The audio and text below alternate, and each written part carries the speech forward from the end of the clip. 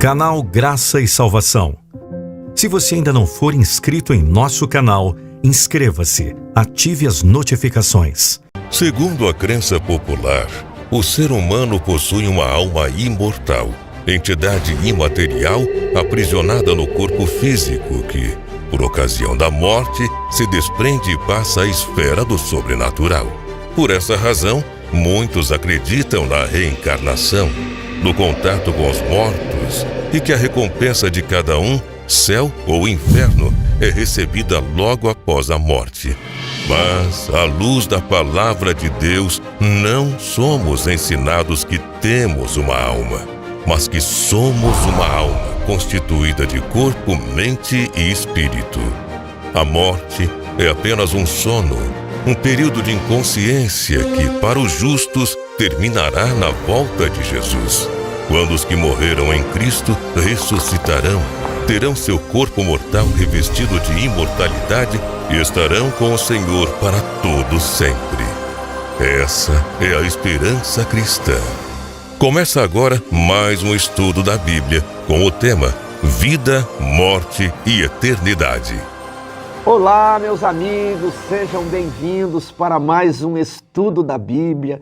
Estamos terminando o ano, estamos terminando o nosso estudo sobre vida, morte e eternidade. Chegamos à lição número 14, Novas Todas as Coisas. Foi um estudo marcante, eu acho que foi um dos melhores guias dos últimos anos. Guarde este livrinho, ele vai lhe servir para o seu estudo pessoal, para a confecção de sermões. Foi um tema valioso. Hoje, no estudo de hoje, nós teremos um bônus. Se você ficar até o final, nós teremos uma mensagem especial, algo, um fechamento especial ali. Fique conosco, tá bom? Então, na lição da semana passada, nós terminamos ali no juízo, no lago de fogo. E onde que está isso na Bíblia, Tiago? Está em Apocalipse 20. Ali em Apocalipse 20, o dragão é preso, os santos estão no céu durante 1000 anos, né? O milênio separa a primeira da segunda ressurreição. Ali a partir do verso 7, os 1000 anos se completam, Satanás é solto e todos os ímpios são ressuscitados. Eles são como a areia do mar. A cidade santa desce do céu, o cordeiro, os anjos estão ali dentro da cidade e também os salvos estão todos ali protegidos dentro dos muros da Nova Jerusalém. E Zacarias, capítulo 14, verso 7, diz que a Nova Jerusalém ela vai descer ali mais ou menos sobre o Monte das Oliveiras. Então ela desce, não chega, a encostar no chão. E Satanás vai dizer para os ímpios: eu ressuscitei vocês. Está vendo lá a cidade? Nós somos mais numerosos que eles. Se nós nos unirmos, nós poderemos invadir a cidade e a cidade será nossa, porque lá estão os usurpadores. E então as pessoas, generais, soldados, vão se levantar, vão reconstruir as suas máquinas de guerra e teremos o apocalipse zumbi. Eles marcharam por sobre a superfície da terra, eram como a areia do mar e eles vão sitiar a cidade. Naquele momento, o trono de Deus se eleva e Jesus é visto ali por todos em seu trono branco, o grandioso trono branco. E acima do trono branco, uma enorme tela onde as pessoas vão ver desde a criação até a redenção, a morte de Jesus. E cada um então verá a sua história, onde é que ele rejeitou o sacrifício de Jesus, onde é que ele aparece na história do grande conflito, que é formada pelas várias histórias de cada um de nós. E eles vão reconhecer que Deus é justo e vão se ajoelhar, inclusive Satanás. Mas, em um dado momento de fúria, Satanás se levanta e tenta convencer as pessoas, os outros anjos, a finalmente atacar a cidade, mas eles já perceberam que Satanás é um grande mentiroso e ele não é capaz de enganar mais ninguém. Eles vão então partir para cima de Satanás e vão despedaçá-lo. Nesse momento descerá fogo do céu sobre os ímpios. O fogo que queima os ímpios também vai purificar a terra. E aprendemos que os ímpios vão queimar proporcionalmente, né, pelo pecado de cada um, e eles vão ser consumidos. Mas Satanás ficará queimando ainda por muitos dias, o originador do pecado. E nós lemos que lá em Malaquias é dito que o fogo vai aniquilar tudo, raiz e os ramos. Satanás é a raiz e os seus súditos, os ramos. Mas esse mesmo fogo também vai purificar e regenerar a terra. E aí entramos em Apocalipse capítulo 21. Vi novo céu e nova terra, pois o primeiro céu e a primeira terra passaram e o mar já não existe. Apocalipse 21 está aqui na parte de domingo. É intitulada, o estudo é intitulado Novos Céus e Nova Terra. A Bíblia fala do céu em termos concretos, né? Então, o Monte das Oliveiras vai se abrir e a Cidade Santa vai descer ali no meio do Monte das Oliveiras. Então, a Nova Jerusalém, ela não vai descer em Nova York, não vai descer em Londres, não vai descer em Moscou, não vai descer no Rio de Janeiro, não é aqui no Brasil, em um local específico. É interessante essa importância da geografia da Terra Santa, ali de Israel, mesmo no Novo Testamento, né? Então, a Bíblia diz, o Espírito de Profecia confirma que isso está em termos concretos, né? Nova Jerusalém vai descer sobre o Monte das Oliveiras, que está no estado de Israel hoje, que está na cidade antiga de Jerusalém. Aliás, ela está, né, depois do Vale de Cedron, fora dos muros da cidade antiga, mas está ali onde sempre foi a cidade de Jerusalém. A Nova Jerusalém desce sobre o Monte das Oliveiras, ali próximo à tradicional cidade de Jerusalém. Leia Isaías capítulo 17, Isaías 66, 2 Pedro 3 e Apocalipse 21. Qual é a mensagem desses textos? E a mensagem é um novo planeta, uma vida diferente, um novo sistema de governo. E eu gosto ali do texto de 2 Pedro 3,13. As Escrituras nos dão esta esperança. Nós, porém, segundo a promessa de Deus, esperamos novos céus e nova terra, nos quais habita a justiça. Preste atenção a essa expressão, nos quais habita a justiça. A justiça não habita nos velhos céus e na velha terra, né? Qual é esses velhos céus e velha terra? Essa daqui que nós estamos, né? Onde você vive, onde eu moro, onde nós estamos gravando aqui, a velha terra. Aqui não habita a justiça. Então, qual que é o problema? O problema é que você, ou eu, ou algum revolucionário por aí, deseja, né, almeja que a justiça habite nesta terra. Mas a Bíblia diz que a justiça vai habitar nos novos céus e na nova terra. Então, qual é o problema? Muitas pessoas de espírito revolucionário, que estão ali envolvidas com política, envolvidas com filosofias, inclusive materialistas, que não acreditam em Deus. Mas você sabia que existe uma corrente aí, materialismo histórico, ou também chamado aí de marxismo? Existe o materialismo biológico, que é o ateísmo, ele só acredita na matéria, ok? Ele não acredita em um novo céu e uma nova terra, em um mundo espiritual, não acredita nada disso. Os ateus, e tem ali a dialética de Karl Marx, o materialismo histórico, onde a pessoa quer fazer o céu na terra, mas nesta terra aqui não vai dar certo. Todas as pessoas que não acreditam em Deus, elas vão ter um problema terrível. Esta vida é a única que elas terão. Elas não acreditam em paraíso. Então elas precisam aproveitar esta vida. É a única, vai acabar. Chegou aos 80, 60 ou 50 anos, morreu, ó. Foi-se, acabou-se, não tem nova terra, não tem vida com Jesus, não tem vaga no coral dos anjos, não tem viagem ali com as asas na Cidade Santa, não tem, acabou. Então isso leva as pessoas a quererem o paraíso aqui e a fazerem de tudo para terem igualdade de classes nesta terra, para terem um Brasil perfeito, um não sei o quê, né? E aí querem fazer a revolução, vale tudo para fazer a justiça habitar aqui neste governo, nessa terra. Agora a Bíblia é clara, novos céus e nova terra, nos quais habita a justiça. Meu querido amigo, lembre-se das palavras de Jesus, o meu reino não é deste mundo. Se o meu reino fosse deste mundo, os meus seguidores, os meus súditos se empenhariam em me salvar, mas o meu reino não é deste mundo. Talvez você está achando que a nossa luta é a luta aqui pela justiça, por um Brasil melhor, por um mundo melhor. Eu tenho uma má notícia para você. Aqui nunca vai habitar a justiça. Aqui sempre seremos explorados, expropriados, oprimidos pelos governantes deste mundo. Então, se você almeja o paraíso, você tem que se preparar para a nova terra. E é por isso que o cristianismo ele vai respeitar os governos. Ele considera que se os governos estão ali, eles foram postos por Deus. E muito pior foi nos dias de Jesus. Muito pior foi nos dias de Paulo, que foi decapitado por Nero, né? Mas eles não lutaram para ter uma terra melhor. Mas eles lutaram para levar as pessoas para o novo céu e para a nova terra, que será melhor, que será eterno, que será para sempre, não será limitado por uns poucos anos.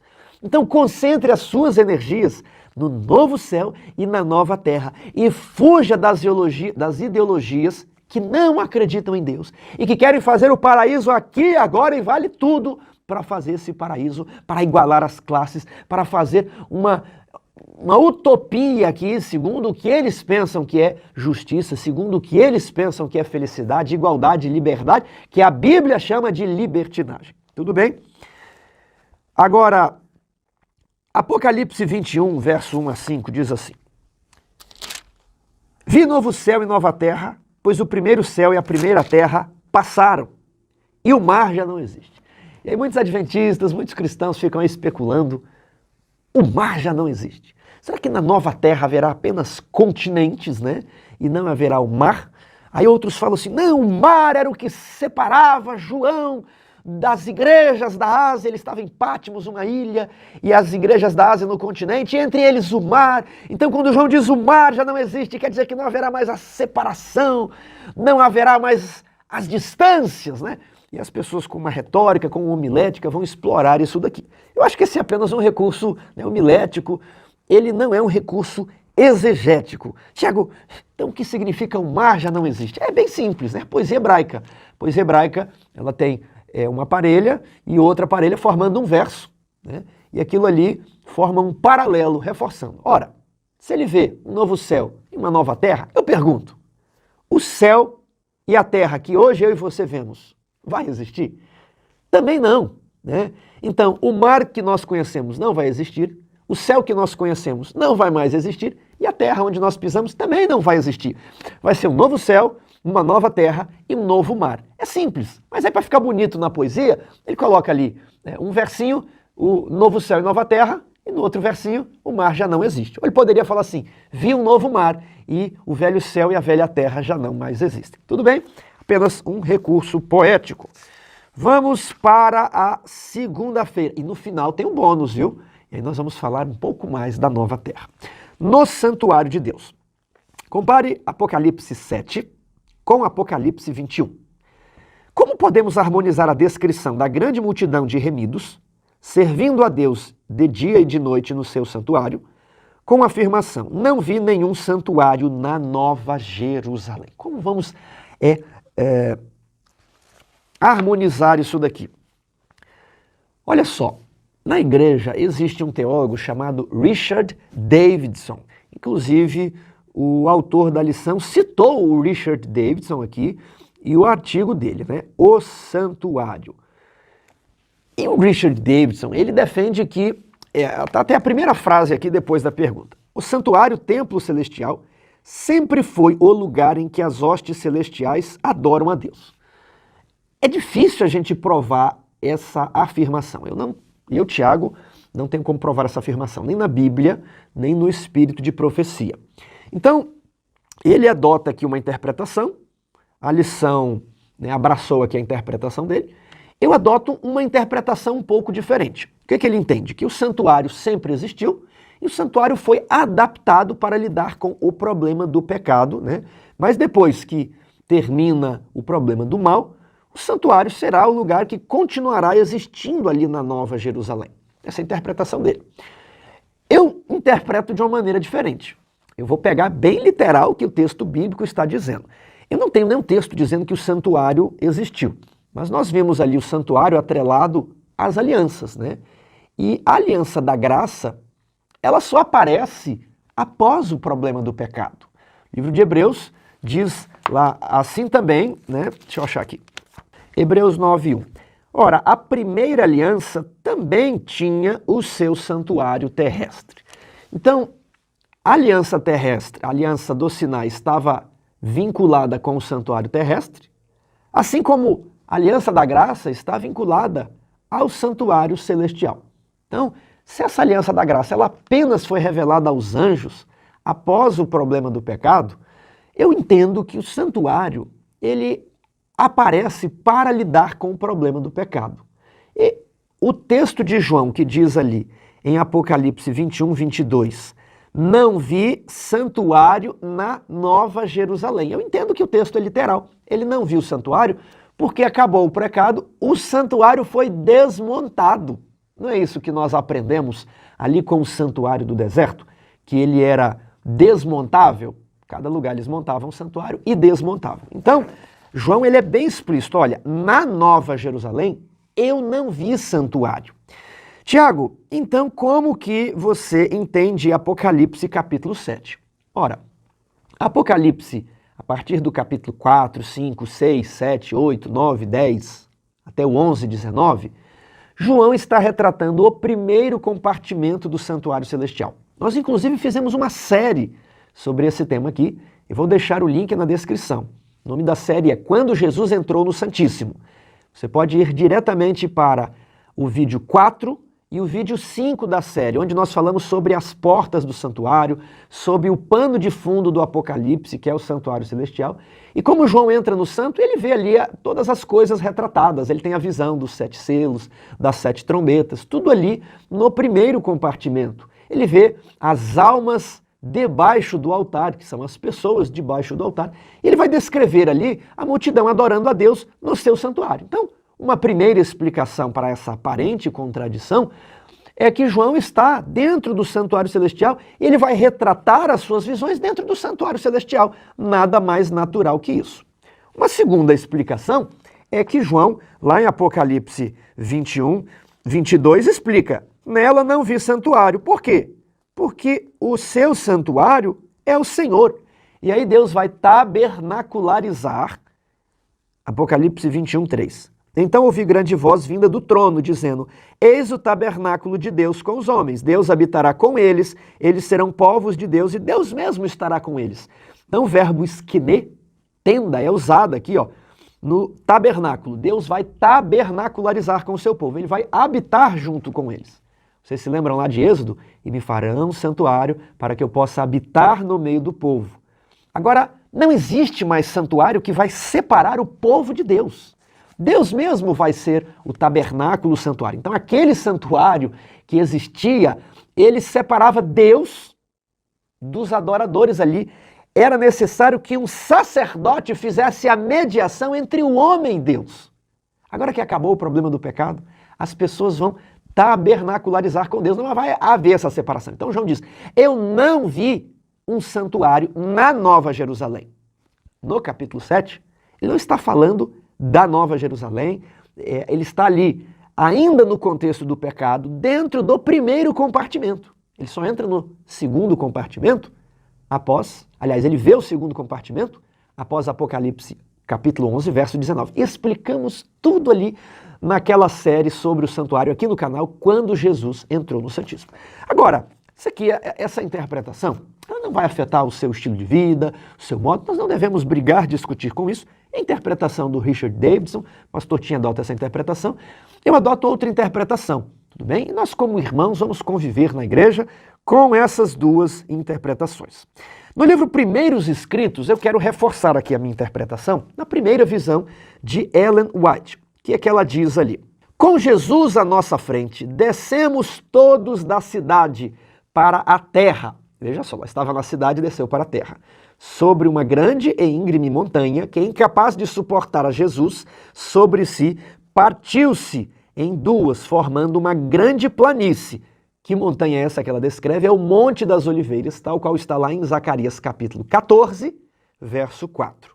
Aí eu vou pular um pouquinho o texto, vamos para o próximo parágrafo.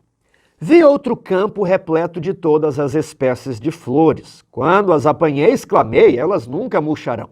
Em seguida, vi um campo de relva alta, cujo aspecto causava admiração. Ela está falando da cidade? Não. Ela saiu da cidade, a cidade baixou sobre o Monte das Oliveiras e ela viu um campo, né? E ela atravessa aquele campo cheio de todas as espécies de animais, o leão, o cordeiro, o leopardo. Passamos pelo meio deles e pacificamente nos acompanharam. Dali entramos num bosque, não como os escuros bosques daqui, não, absolutamente, mas claro e por toda parte glorioso. Os ramos das árvores agitavam-se, né? E todos exclamamos, moraremos com segurança na solidão e dormiremos nos bosques. Atravessamos os bosques, pois estávamos a caminho do Monte Sião. Meus queridos amigos, quem já foi a Jerusalém, conhece a geografia da Cidade Santa, sabe que de um lado está o Monte das Oliveiras, que está de frente para Jerusalém, né, vindo do Oriente, e do outro lado, então, eu vou fazer aqui igual está alinhado para mim, para você vai estar invertido, né? Aqui está o Monte das Oliveiras e aqui está Jerusalém. E no meio você tem um vale chamado Vale de Cedron. Este monte aqui, ele é tradicionalmente chamado de Sião. E aqui o Monte das Oliveiras. Então, se a Cidade Santa ela vai baixar sobre o Monte das Oliveiras, e aí Ellen White diz, ó, saímos da cidade e atravessamos um bosque, estávamos indo a Sião, Sião é aqui, tudo bem? Sião é ali o monte onde está a cidadela de Davi, Sião, né? Sião onde está Jerusalém, Monte das Oliveiras, Sião. E aqui em Sião está a velha cidade de Jerusalém. Olha, é a Bíblia que está falando, não sou eu, né? Aqui está a cidade de Jerusalém, e a Bíblia diz que Deus optou por baixar a Nova Jerusalém, não em cima da velha Jerusalém, ele vai baixar a Nova Jerusalém em cima do Monte das Oliveiras. Então a velha Jerusalém, claro que a terra vai ser renovada, mas onde era a velha Jerusalém, ficará de frente para a Nova Jerusalém. Ó, tudo foi renovado, né? Tudo foi renovado. Novo céus, nova terra, mas alguma coisa da geografia antiga ficou para a Bíblia dizer Monte das Oliveiras, tudo bem? Estávamos a caminho de Sião. No trajeto ela vai encontrar os mártires, né? Ela pergunta a Jesus quem eram estes que têm uma fita vermelha nas vestes, e Jesus falou que eram os mártires. Aí ela diz, o Monte Sião estava exatamente diante de nós, e sobre o monte um belo templo. Veja só, ela descreve um templo, mas não na cidade, porque ela saiu da cidade. Ela descreve o templo no Monte Sião, ali onde ficava realmente o templo, né? O templo fica no Monte Moriá, mas às vezes tudo é chamado de Monte Sião. O Monte Sião estava exatamente diante de nós e sobre o monte um belo templo, em cujo redor havia 7 outras montanhas. Aí ela vai pedir para entrar no santo templo, e Jesus levantou sua bela voz e disse, somente os 144.000 entram neste lugar. É interessante que em Apocalipse capítulo 14 diz assim, e vi os 144.000 juntamente com o Cordeiro sobre o Monte Sião. 144.000 em Apocalipse 14. E aqui nessa visão de primeiros escritos estão relacionados ao Monte Sião. Ela descreve, esse templo era apoiado por 7 colunas, todas de ouro transparente, né? Então 7 colunas, a estrutura parece diferente do templo descrito na Bíblia, né? Que era uma réplica do santuário celestial, que estava ali na Nova Jerusalém. João fala, ó, eu não vejo mais, quando termina o problema do pecado, ele fala, eu não vejo mais santuário. Mas o tempo inteiro João esteve dentro do santuário celestial. O tempo inteiro ali do capítulo 4, né, até o capítulo 15, ele vai narrando o santuário, as portas do santuário. Aí agora quando aparece a Nova Jerusalém, após o fim do juízo, ele fala, nela não vi santuário, porque o próprio Deus é o santuário. E aqui Ellen White narra um templo onde apenas os 144.000 pode entrar, que está não na cidade, mas no Monte Sião. Aí depois ela vai dizer que Jesus saiu, Jesus estava juntamente com eles, e Jesus foi para a cidade. Então depois você lê essa linda visão, uma visão incrível, né? E você vai ser muito abençoado. A minha humilde interpretação é que isso aqui se parece com a geografia de Jerusalém. Monte das Oliveiras, né, o Vale do Cedron e o Monte Sião. Vamos avançar? Vamos para a terça-feira, na presença de Deus. Eu vou repassar alguns textos com você que eles não estão na lição, mas eles ajudam a formar um quadro lindo sobre essa ideia de contemplar ou não contemplar a face de Deus. Às vezes eu cito vários textos, e aí você pensa, Tiago, mas a lição aqui demorou 40 minutos, né? Semana passada nós nos estendemos por mais de 1 hora, e eu não tenho como colocar tudo aqui na minha classe. Eu sei que é verdade, mas o nome do negócio se chama Escola Sabatina. Então, escola é para estudar. Então, eu não quero meramente reproduzir com vocês os textos da lição, porque aí vocês podem pegar a lição e ler, né?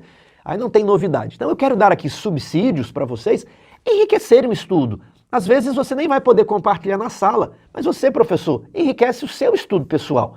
E às vezes você achou algo pertinente, você seleciona aquilo para compartilhar na sua sala. Veja que interessante.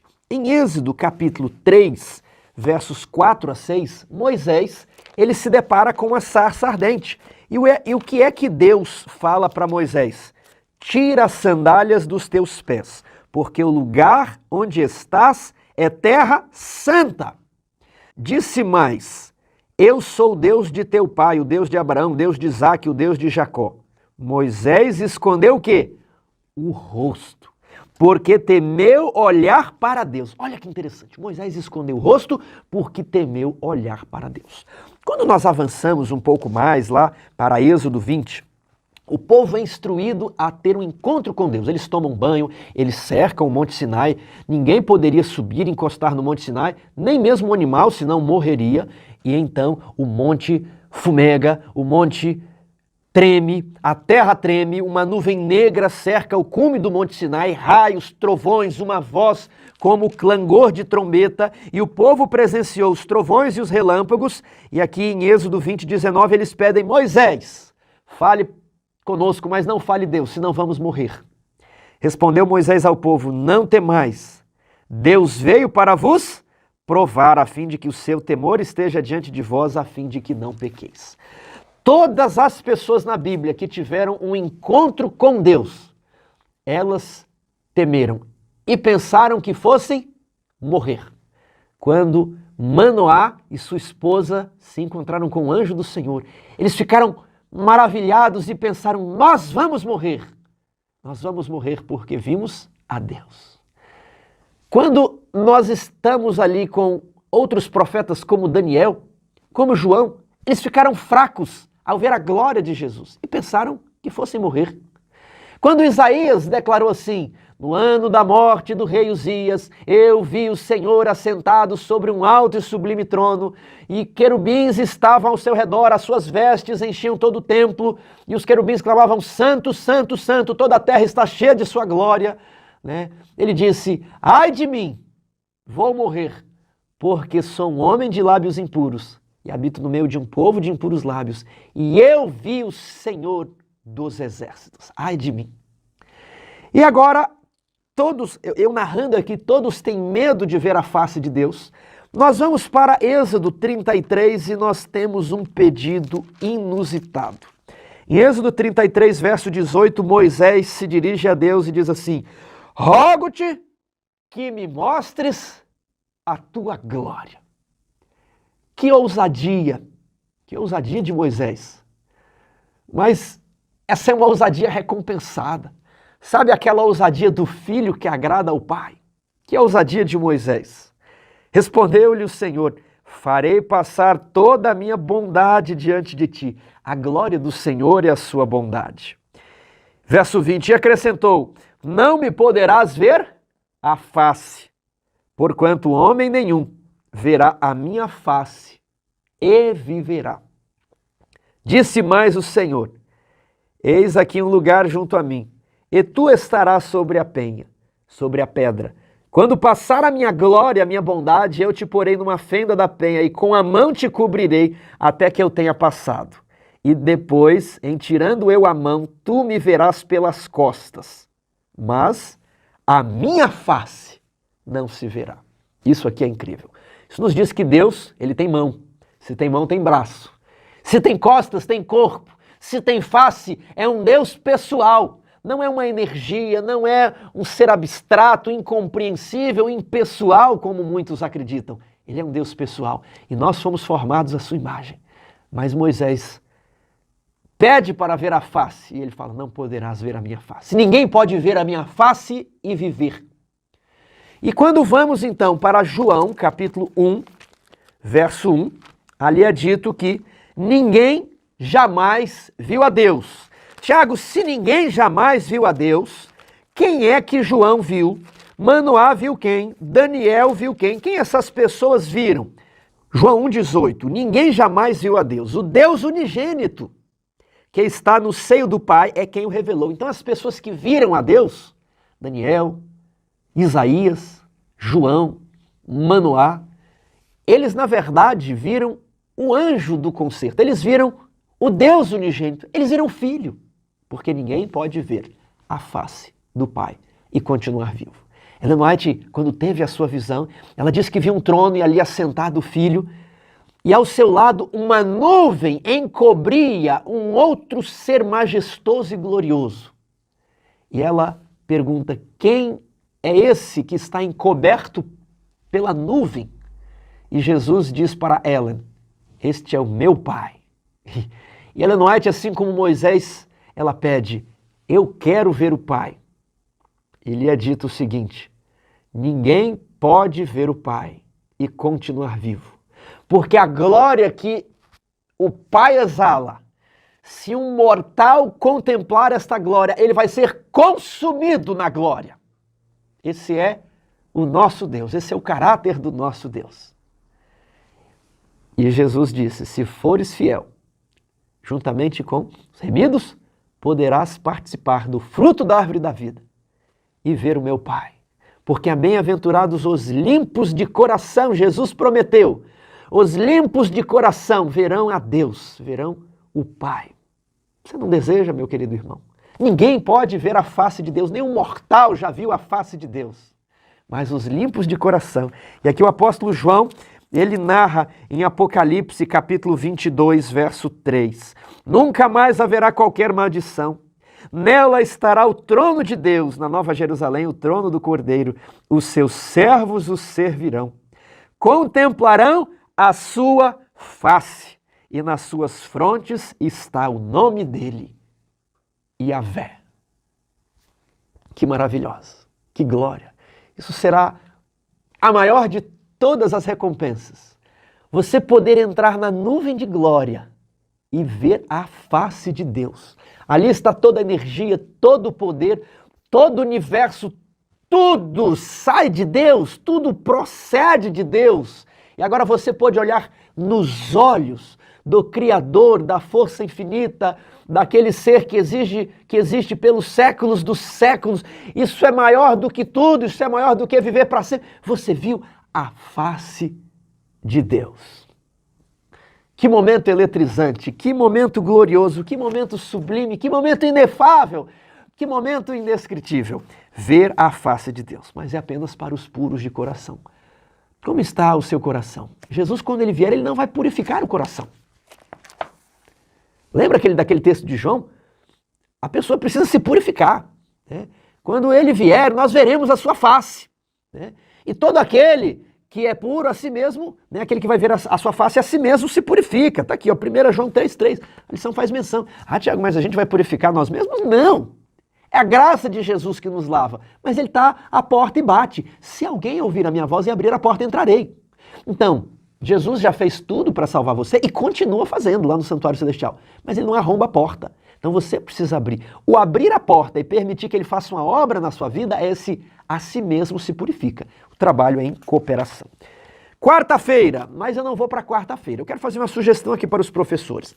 Inverter a quarta para o final e colocar a quinta após terça-feira. Por quê? Porque a quarta-feira ela é mais apropriada ao nosso fechamento. Fechamento da lição sábado e fechamento do trimestre. Então, em vez de quarta, eu vou para quinta. Seu nome em suas testas. Leia Apocalipse 22, versos 3 a 5, acabamos de ler.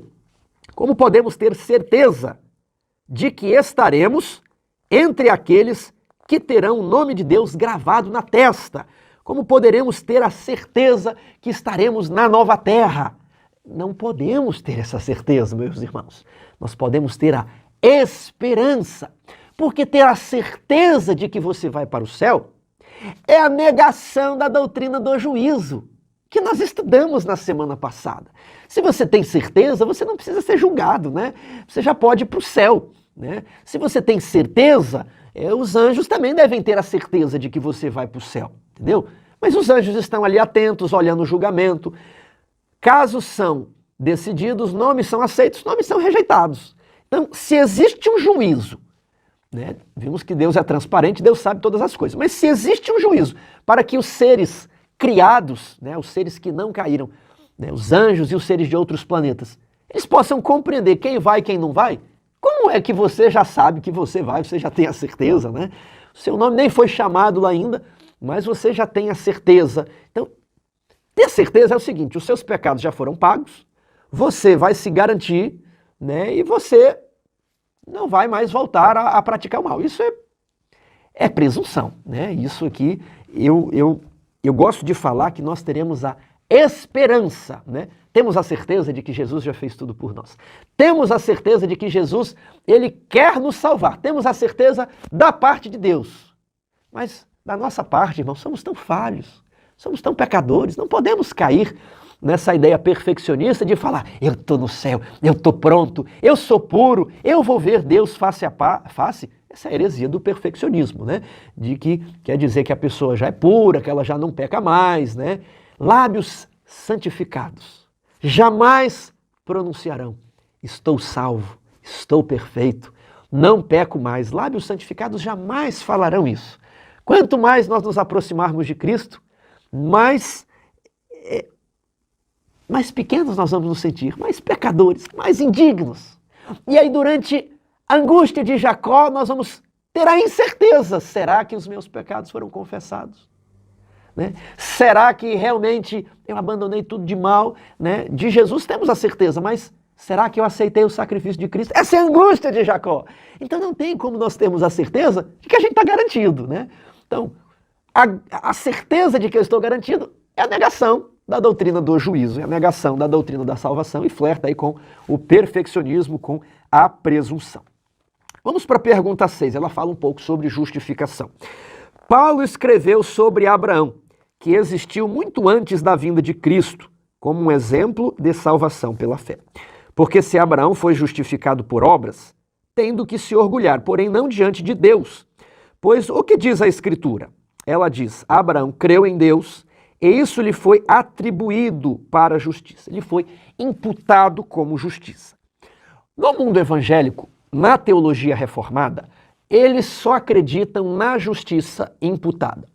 Eles só acreditam na justiça no início da vida cristã.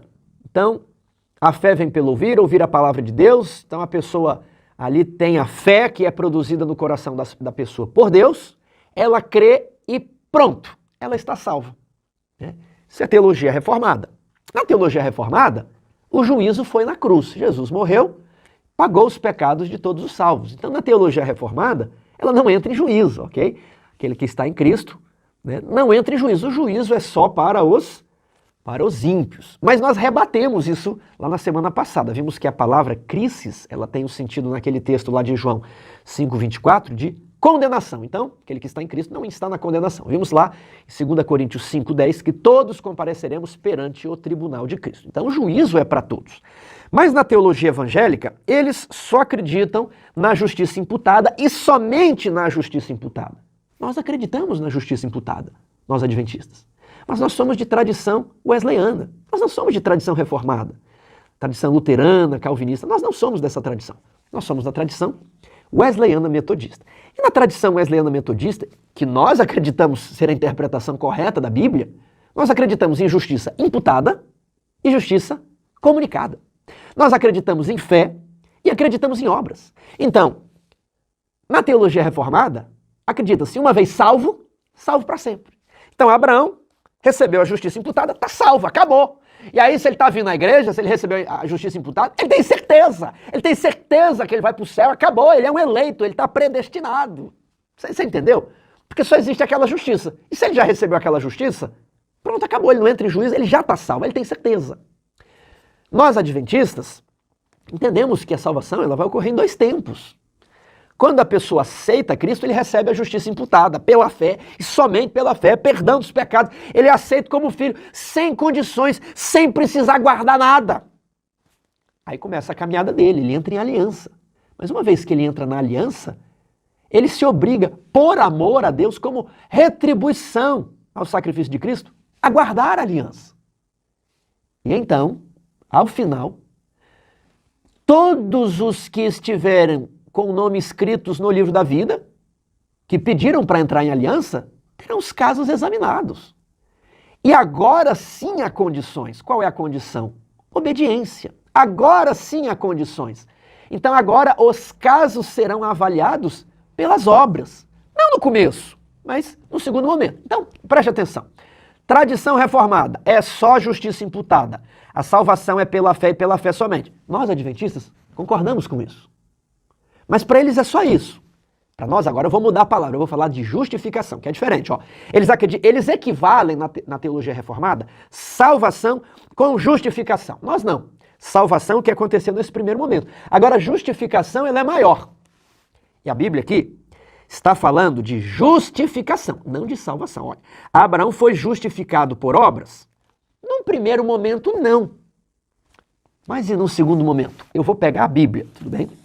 Abra sua Bíblia aí, no livro de Tiago, capítulo 2, verso 21, e fala assim: não foi por obras que o nosso pai Abraão foi justificado? Tá vendo aqui? Não foi por obras? Ele foi por obras. Rabi não foi justificada pelas obras? Foi por obras. Ué, Tiago, achava que era Abraão, ele foi justificado pela fé, e Tiago aqui fala que ele foi justificado por obras. Tá aqui, irmão, se você adotar a teologia reformada, aí você vai ficar confuso, você vai ser um adventista que nunca compreende a justificação pela fé. Porque lá eles dizem que existe um só momento, né? Que é quando você conhece o Evangelho. Quando Abraão conheceu o Evangelho, lá em Gênesis 15, verso 6, ali diz, ali Abraão creu e isso lhe foi imputado para a justiça, em Gênesis 15, ali foi pela fé e pela fé somente. Ali ele foi salvo, perdoado, ali é pela fé e pela fé somente. Mas a história de Abraão não termina ali. Abraão era mentiroso, não tinha fé, não confiava em Deus, mentia sobre a mulher, tomou a serva Agar para ter um filho. Ele era um homem problemático. Ele precisava da salvação da justiça imputada, porque ele não tinha obras. Aí lá no capítulo 22, lá no 22, no 15, justiça imputada. No 22, justiça comunicada. No capítulo 15 de Gênesis, justificado pela fé. E pela fé somente, no 15. Agora, no 22, justificado por obras. Então, são momentos diferentes. Ali no capítulo 22 diz assim, e pôs Deus Abraão à prova. Por que pôs Deus Abraão à prova? Para saber se ele tinha fé. Para saber se ele realmente produziria as obras. Fé e obras, ele está unido, está junto. Abraão não tinha fé, porque toda vez que vinha a prova, a fé dele fracassava, né, fraquejava. E ele mentia. Ah, Senhor, eu não precisa me dar Isaac não, né? Eu vou ter um filho aqui com Agar. Fé fraca. Uma fé fraca não tem obras. Aí ele recebia a justiça imputada aqui. Aí Deus falou, peraí, esse sujeito vai ter ou não vai ter obras? Aí no 22 Deus pôs Abraão à prova. E aí quando ele vai matar Isaac, ele foi fiel. Agora ele teve fé. A mão segura o braço de Abraão e diz assim, agora sei que não me negaste o teu filho. Agora, porque antes eu não sabia, antes eu não tinha fé. Agora sei. Então, como é que nós harmonizamos Paulo e Tiago? Lá em Paulo, está falando do primeiro momento da vida de Abraão. Tiago está falando do segundo momento. Então, no primeiro momento, ele é justificado pela fé. No segundo momento, ele é justificado pelas obras. Está aqui, ó, Tiago 2, 24. Verificais que uma pessoa é justificada por obras e não por fé somente. Então, eu vou falar, salvação, ela é pela fé e pela fé somente. O perdão dos pecados, não tem perdão dos pecados por obras, é pela fé e pela fé somente. Agora, a justificação, ela é pela fé e pelas obras. Obras que são frutos da fé. Obras que são produzidas pela graça que regenerou a mente e o coração. Tudo bem? Então, são dois momentos. Justificação envolve mais coisas do que salvação. Na teologia reformada, justificação e salvação é a mesma coisa. Eles acreditam em justificação pela fé e pela fé somente. E aí vão querer falar que Paulo, ele está discordando de Tiago. Quer ver que não? Ó, aqui em Tiago é dito que uma pessoa é justificada por obras. Não vamos mudar as palavras da Bíblia. Vamos sempre, irmãos, sempre, ler a Bíblia do jeito que está, a não ser que haja uma figura ou um símbolo. Mas o adventista, ele toma a Bíblia do jeito que está. Aqui é dito que Abraão foi justificado por obras, e ele conclui, verificar se uma pessoa é justificada por obras, e não apenas, não somente pela fé. Tudo bem? E quando nós vamos para Romanos, capítulo 2, verso 13, nós encontramos o mesmo princípio, lá em Romanos. Romanos 2,13. Porque os simples ouvidores da lei não são justos diante de Deus, mas os que praticam a lei hão de ser justificados. Então você precisa compreender a justificação na perspectiva metodista, wesleyana, adventista. Dois momentos, aqui é fé, né? Quando você entra na aliança, mas aqui obras. A nova perspectiva sobre Paulo vem resgatar isso aí, vem trazer um pouquinho o equilíbrio, né? Que a teologia reformada deu a sua contribuição da justiça imputada, mas o pêndulo estava fugindo. Então a NPP, Nova Perspectiva sobre Paulo, né? Então são muitos autores importantes, ela vem demonstrar, então não é uma coisa só adventista. Eu cito aqui a NPP, Nova Perspectiva sobre Paulo, trazendo esse equilíbrio. Justiça imputada, justiça comunicada. Eles chamam isso aqui de nomismo da aliança. Você entra na aliança e não é lhe exigido nada, mas no julgamento escatológico é lhe exigido obras. Aqui, justiça da fé. Aqui, justiça da lei. Tudo bem? Então, feitos estes esclarecimentos, o meu sonho, irmãos, é continuar aquela série ali sobre as alianças. Eu ainda preciso gravar a história das alianças na teologia adventista. E depois eu vou gravar um vídeo sobre justificação. E aí pediram para gravar um sobre juízo. Aí depois a gente vai gravar a doutrina do juízo. Aquela teologia das alianças ali, ela não terminou. Ela é apenas a introdução da nossa série sobre justificação. Irmãos, eu vou pedir, orem por nós para termos tempo. Eu tenho 3 filhos, eu não consigo ter tempo para gravar os vídeos, para preparar os estudos, são os livros da editora. Tem um livro aí sobre juízo e santuário que está parado desde o início do ano, irmãos. Eu não tenho tempo, eu estou parando de atender convites, eu não consigo mais sair para pregar por questão de tempo, senão eu não consigo gravar os vídeos da lição. Então, ore para que Deus providencie, abra uma janela do céu para que eu consiga ter tempo para realizar aí esses projetos. Tudo bem? Vamos agora para o fechamento da nossa lição. Quarta-feira. Não mais morte, não mais lágrimas. Eu quero ler o texto de Isaías 25:8. Tragará a morte para sempre, e assim enxugará o Senhor Deus as lágrimas de todos os rostos, e tirará de toda a terra o opróbrio do seu povo, porque o Senhor falou. E naquele dia se dirá, eis que este é o nosso Deus em quem esperávamos, e ele nos salvará. Eu gosto muito desse texto. E essa ideia de tirar dos olhos as lágrimas, essa metáfora, né, para retirar de nós o sofrimento, a tristeza, tudo aquilo que nos deprime, ela é utilizada por João no Apocalipse 2 vezes, no capítulo 7 e no capítulo 21. Tirar dos olhos as lágrimas. Que conforto e esperança essas passagens nos trazem? A primeira verdade que essas passagens revelam é que o povo de Deus, preste atenção nisso aqui. Isso aqui é o seu fechamento. O povo de Deus tem lágrimas nos olhos nesta terra, porque aqui não habita a justiça. Nós ficamos tristes ao ver a malignidade ao nosso redor. Nós ficamos tristes com o padrão do mundo. Nós nos sentimos oprimidos pelos governadores desta terra. Nós não encontramos um lugar de repouso porque somos considerados peregrinos em terra estranha. Nós não sentimos que pertencemos aqui. Nós não amamos o mundo, porque aquele que ama o mundo, o amor do Pai não está nele. Porque o mundo, bem como a concupiscência, passa. Então o povo de Deus aqui neste mundo tem lágrimas nos olhos.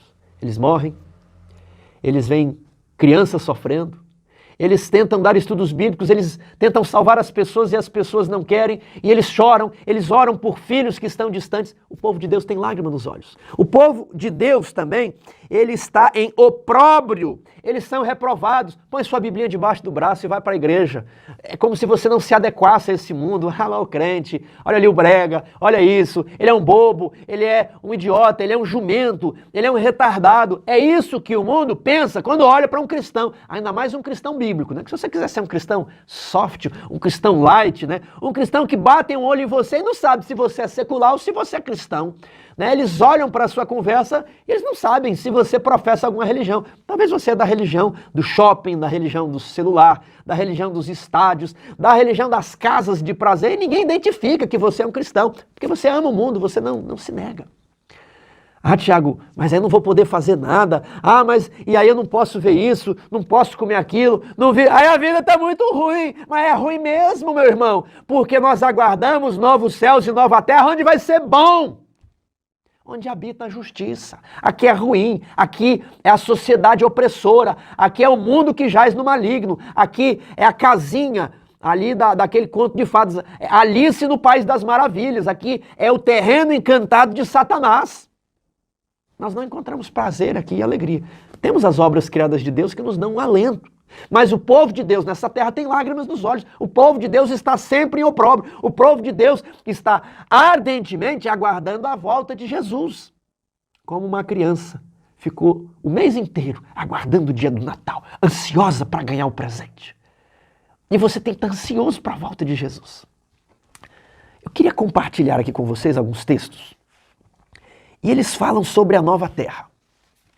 Se você tiver isso em mente, o mundo vai ficar em preto e branco e o céu vai ficar colorido.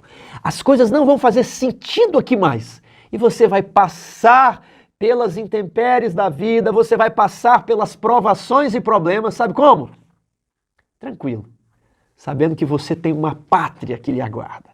Eu vou colocar alguns textos aqui na tela. Eles foram extraídos lá de Eventos Finais, último capítulo, chamado A Herança dos Santos. Ali vimos a árvore da vida e o trono de Deus. Do trono provinha um rio puro e de cada lado do rio estava a árvore da vida. Que coisa maravilhosa! Vi outro campo repleto de todas as espécies de flores, de frutos, de animais, né?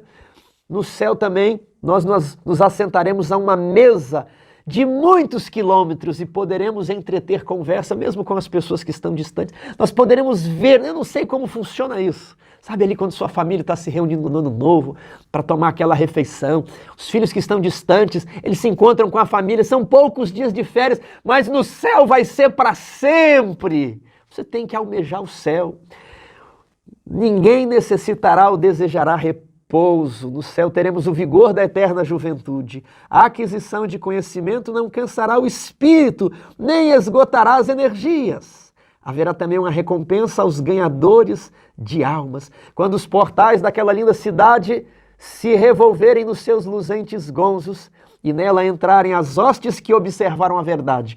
Coroas de glória ser-lhes-ão colocadas sobre a cabeça, e eles atribuirão a Deus honra, glória e majestade. E naquela ocasião alguns se aproximarão de vós dizendo: não fossem as palavras que me proferistes bondosamente, não fossem vossas lágrimas, súplicas e diligentes esforços, e eu nunca teria visto o rei em sua formosura, eu nunca teria visto a face de Deus, que é uma das promessas aqui da nova terra.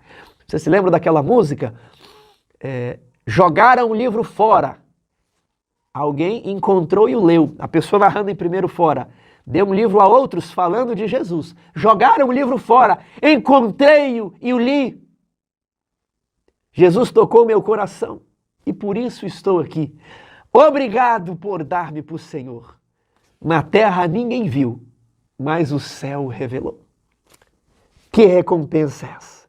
Quão insignificante é o louvor de seres humanos nesta vida, terrena e transitória, em comparação com as infinitas recompensas que estão reservadas aos fiéis na vida futura e imortal. Haverá também recompensa às mães. Veja esse texto, querida mãe, continue orando pelo seu filho, quando se assentar o juízo e os livros forem abertos, quando o bem-estar do grande juiz for pronunciado e a coroa de glória imortal colocada na fronte do vencedor. Muitos erguerão essas coroas à vista do universo reunido, e indicando a sua mãe dirão: Ela me fez tudo quanto sou, mediante a graça de Deus. Seus ensinos, suas orações foram abençoadas quanto à minha salvação eterna. Imagine você, querido pai, querida mãe, seu filho, que talvez você orou a vida inteira, e aí você encontra com aquele filho do céu, ele retira a coroa, ele vai correndo e fala, essa coroa não me pertence, essa coroa pertence a você, papai, a você, mamãe. Vocês labutaram, lutaram comigo. Eu só estou aqui por causa do ministério de vocês. Que recompensa! Nós conheceremos o nosso anjo. Imagine quando você, no abrir e piscar de olhos, começa a ascender ao céu, chega lá em cima, olhando o meu perdido e sente uma mão no ombro. Olá, Tiago. Olá, Judite. Olá, Jaciara. Olá, Nilzete. Olá, Sara. Né? Eu sou o anjo de você. Eu sou seu anjo. Eu estive aqui, né, todos esses anos. Meu nome é tal. Nós vamos ser grandes amigos. Eu estava tão ansioso de me revelar para você. Eu tenho tantas histórias para lhe contar. E aí você seu guia. Vem cá, eu vou te apresentar a todo mundo. É o anjo. Ele está aí do seu lado, mas ainda a gente não pode conversar com ele face a face, né?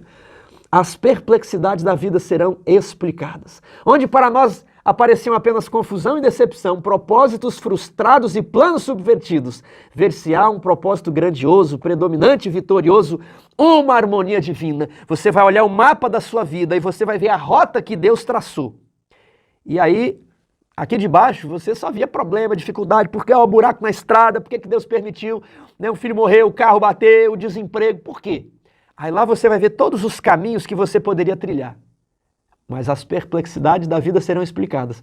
E você vai aceitar o caminho que Deus traçou. E você vai reconhecer era o melhor caminho que poderia ser traçado. Nós vamos, durante a eternidade, compreender as profundezas do plano da salvação. Todos os tesouros do universo estarão abertos ao estudo dos filhos de Deus. Participaremos dos tesouros adquiridos através dos séculos. Livres da imortalidade, alçaremos voo incansável para os mundos distantes, se formos fiéis. Tudo aqui é condicional. Com visão desanuviada, nós contemplaremos os sóis, estrelas, sistemas planetários, galáxias, tudo a circular ao redor do trono de Deus. Veja só essas belas imagens, veja só esses lugares maravilhosos no espaço. Nos é prometido visitar, nos é prometido voar, nos é prometido de alguma maneira conhecer todo o universo criado. Isso levará milhões, bilhões, trilhões de anos. Toda a eternidade. Ali toda a faculdade se desenvolverá e toda a capacidade aumentará. Os maiores empreendimentos serão levados avante, as mais altas aspirações realizadas, as maiores ambições satisfeitas. E todavia surgirão novas culminâncias a galgar, novas maravilhas a admirar, novas verdades a compreender, novos assuntos a apelarem para as forças do corpo, da mente e do espírito. E por mais que avancemos no conhecimento de Deus, diz a pena inspirada, nós olharemos para a frente e perceberemos que haverá sempre um infinito para além. Você não deseja estar na nova terra? A nova terra ela fecha todo o nosso estudo sobre a não imortalidade da alma, sobre o plano de Deus, sobre a redenção e sobre a nossa felicidade eterna. Você não quer estar lá? Eu lhe faço uma advertência. Esse texto ele se encontra também em Eventos Finais, página 304, na minha edição. Se quereis ser santos no céu, precisais ser primeiro santos aonde? Na terra. Por isso que eu falei que a pessoa que tem certeza que ela vai para o céu, ela já está dizendo que ela é santa, que ela é perfeita. Ou seja, é o perfeccionismo. Nós não sabemos. Se nós queremos estar no céu, precisamos primeiro ser santos na terra. E a gente não pode sair falando por aí que eu sou santo, né? Isso é muito feio. Veja só, os traços de caráter que acalentais na vida não serão modificados pela morte ou pela ressurreição. Saireis da sepultura com a mesma disposição que manifestastes em vosso lar e na sociedade.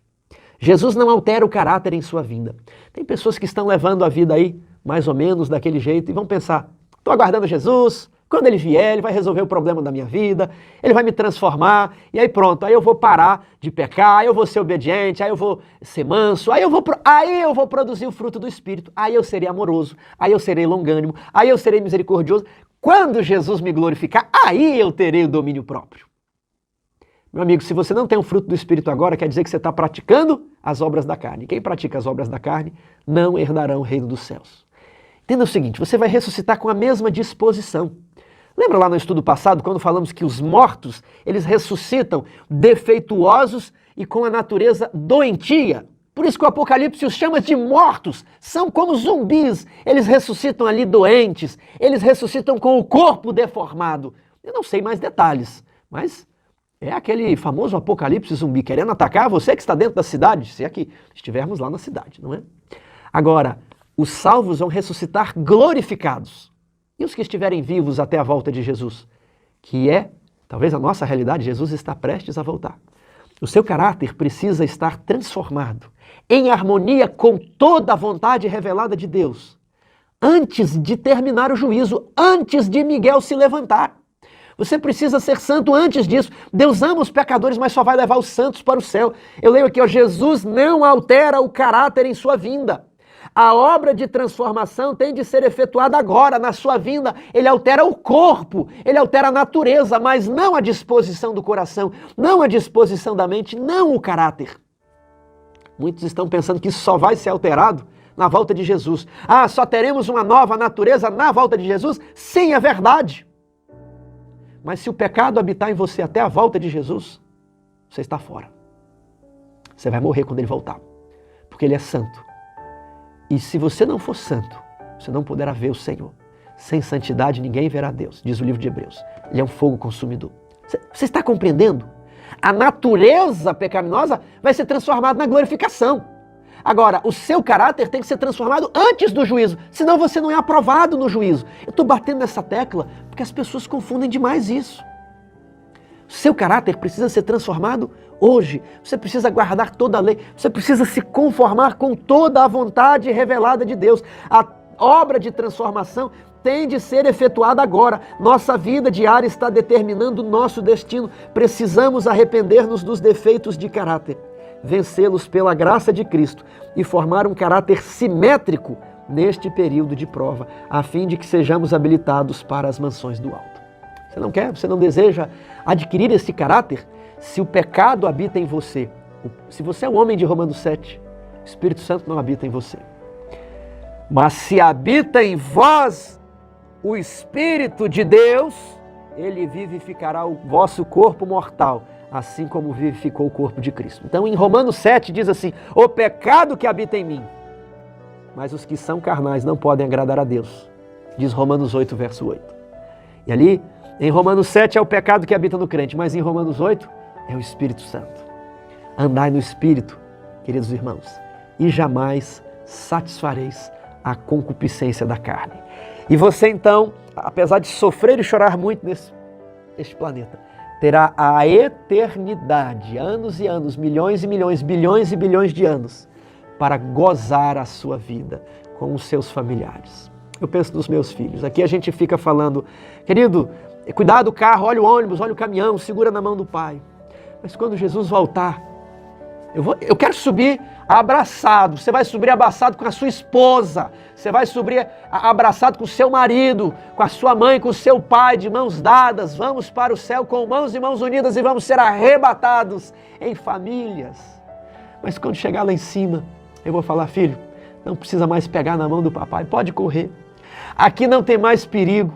Aqui não tem rio onde tem problema de se afogar. Aqui não tem animal perigoso. Aqui não tem mais pecado. Pode correr. Pode voar. Vida eterna. Você deseja? Faça um pacto com Deus. Ano que vem vai ser diferente.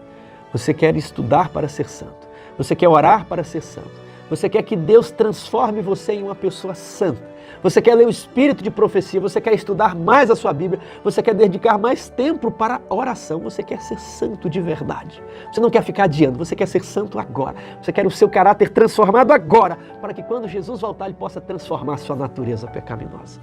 Que Deus nos ajude, Que Deus nos abençoe. Um forte abraço aqui do Timóteo, do Tiago e das nossas famílias. Que Deus os abençoe fortemente. Amém.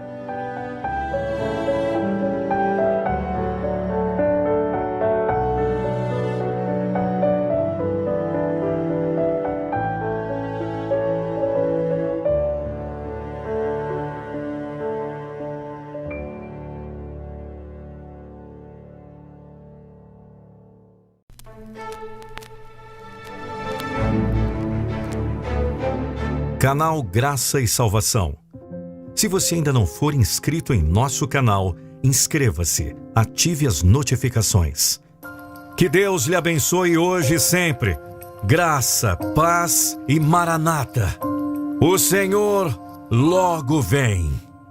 Graça e Salvação, compartilhando a esperança da volta do Senhor Jesus. Até o próximo vídeo.